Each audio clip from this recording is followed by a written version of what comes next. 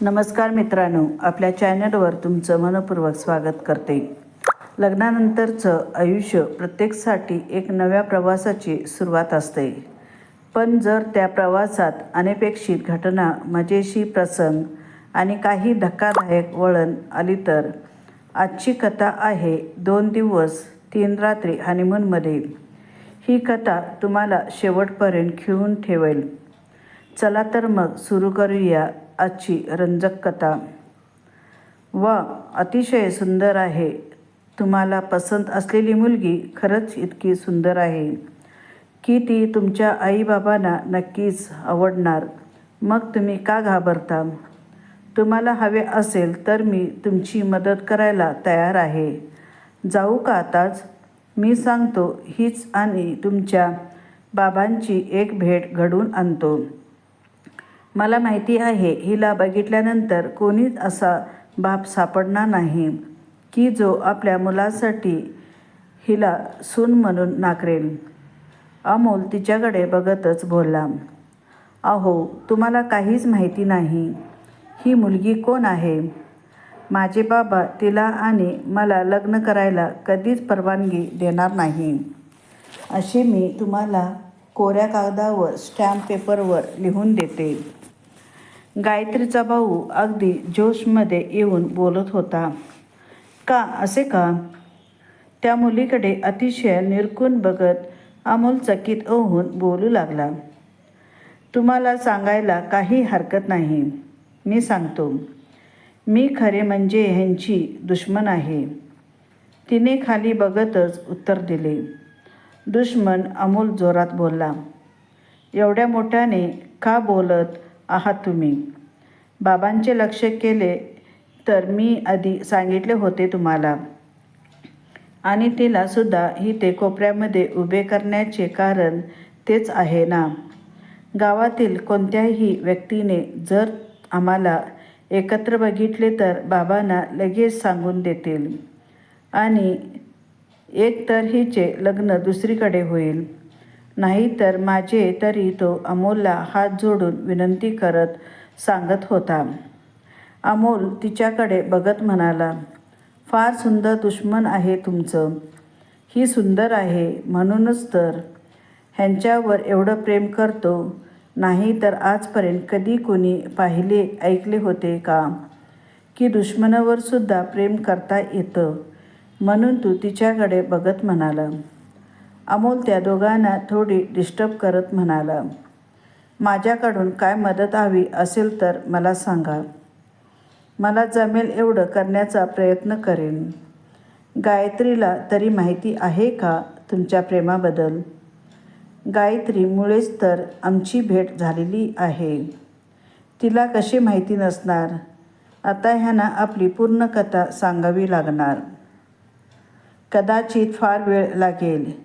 अमोलराव, तुम्ही आता हिला बघितले आहे. तिला मी आता इथून घरी जाण्यासाठी सांगतो. चालेल ना?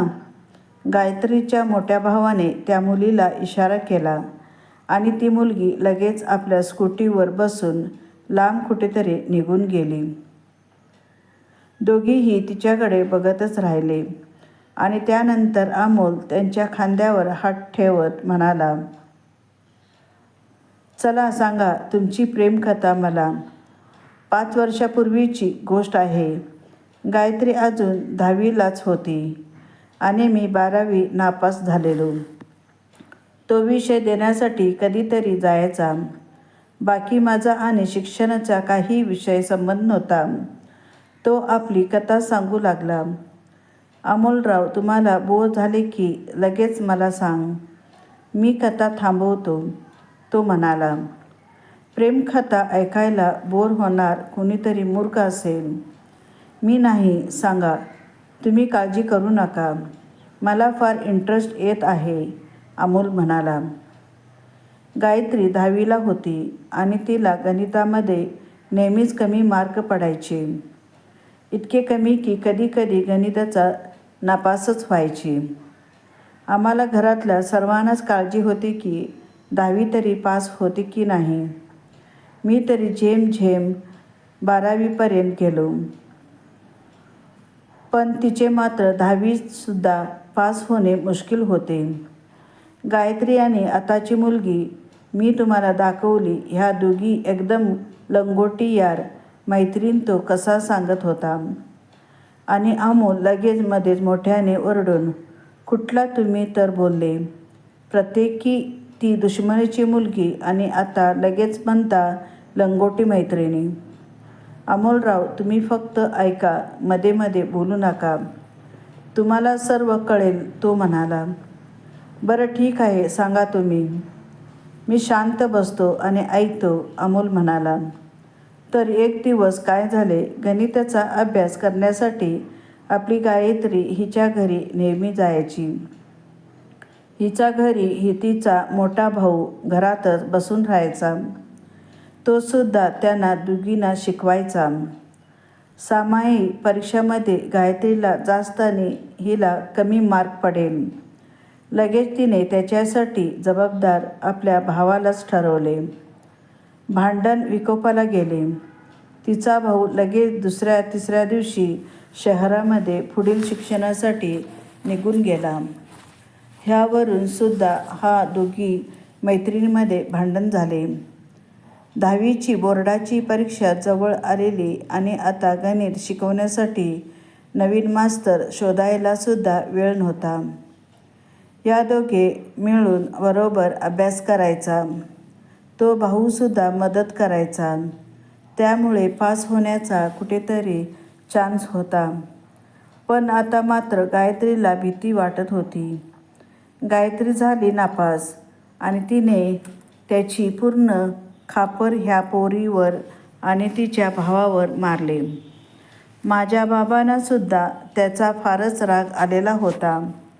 छोट्याशा कारणावरून भांडण खूप मोठे झाले. आमच्या शेताचा पान व ह्या मुलीच्या बाबांच्या शेतात बांध जवळच एकदम लागूनच, त्याच्यावरून तर नेहमीच भांडण व्हायची.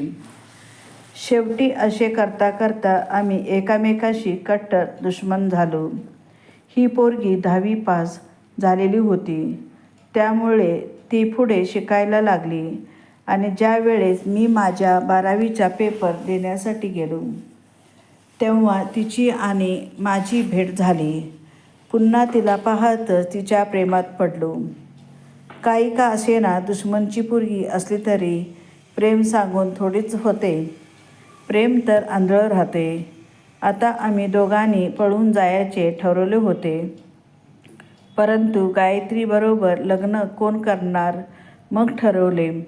गायत्रीचं लग्न झाले की पळून जायचे आणि लग्न करायचे असं ठरवलं होतं. अमोलराव, तुम्ही आताच वचन दिले आहे मला पुढे मागे काही गरज पडली तर मदत करायची. गायत्रीला हाताला एकही गोष्ट कळू द्यायचं नाही, हे तिला माहिती नाही. प्रेम केलं म्हणजे लग्न तर तिच्यासोबतच करणार. मग गायत्रीला तुमच्या लग्नाबद्दल माहिती नाही असे तुम्ही कसे काय म्हणू शकता. तिला हे तर माहिती आहे ना की तुमच्या एकामेकावर फार प्रेम आहे. मग ती तुमच्या लग्नाला विरोध का करणार. अमोल अतिशय जिज्ञासापूर्वक विचारू लागला. प्रेम कर, पण लग्न करू नको. तिला अशीच वाऱ्यावर सोडून दे. जेव्हा तिचा प्रेमभंग होईल तेव्हा तिला परीक्षेत नापास झाल्यावर काय वाटतं ह्याचा अर्थ कळेल, असं गायत्रीच्या मनात होतं. पण तुम्हीच सांगा, मुलगा परीक्षेमध्ये नापास होण्याचा दुःख आणि प्रेमभंग होण्याचं दुःख हे किती वेगवेगळे असतात. माझ्या बहिणीला कोण सांगणार. ते मूर्ख मला म्हणायची, तिच्याबरोबर प्रेम कर आणि ते सोडून असं होतं का. तुम्हीच सांगा. असे आहे माझी मूर्ख बहीण. ती तिची दुश्मने अशा पद्धतीने काढेल किंवा असा विचार करेल असा मला स्वप्नातसुद्धा वाटलं नव्हतं. पण अहो, शेवटी किती केलं तरी ह्या बायांची अक्कल गुडघ्यातच असते ना. गायत्रीचा भाऊ अमोलला म्हणाला.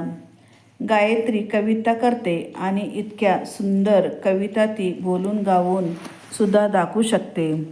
ह्या गोष्टीवर तिचा प्रेमात पडलो तर तिला प्रेमाचं स्वप्न दाखवा, लग्नाचे स्वप्न दाखवू आणि नंतर सोडून दे असा मला सल्ला देते. तेव्हा मात्र अमोलला तिच्याबद्दल फार घृणा वाटू लागते.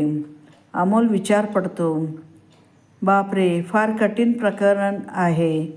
गायत्री म्हणजे मी समजत होतो एवढी साधी भोळी गायत्री मुळीच नाही. गायत्रीला समजवणे फार कठीण आहे आणि मग त्याला स्त्रियांना समजवणे फार मुश्किल आहे.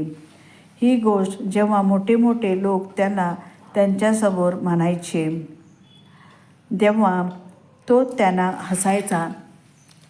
पण त्याला लग्नाच्या आधी 10 दिवसातच बऱ्याच काही गोष्टी समजायला लागून गेल्या होत्या. आणि आता मात्र ही गायत्री स्वतः आपल्या भावासोबत अशी वागू शकते का? ती आपले काय हाल करणार ह्याची काळजी करायला लागते मला. काय अमोलराव, काय विचार करताय तुम्ही? गायत्रीच्या भावाने अमोलच्या खांद्यावर हात ठेवला.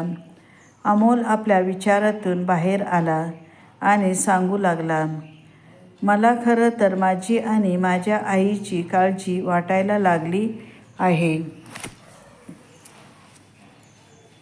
आम्ही फार साधी लोक आहोत. तुमची बहीण एवढी काही असू शकते मला वाटलं नव्हतं. तर माझा व्हिडिओ तुम्हाला आवडला की नक्की कमेंट करा, लाईक करा, शेअर करा, सबस्क्राईब करायला विसरू नका. चला तर पाहूया पुढच्या भागाला. तोपर्यंत माझ्यासोबत जोडलेले राहा. धन्यवाद.